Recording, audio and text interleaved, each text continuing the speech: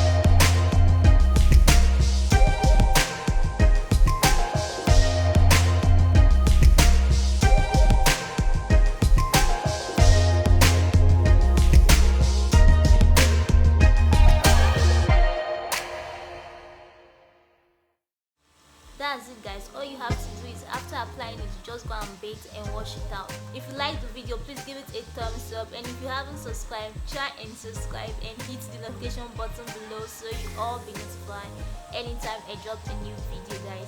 Thank you guys for watching. See you guys on my next video. Bye bye.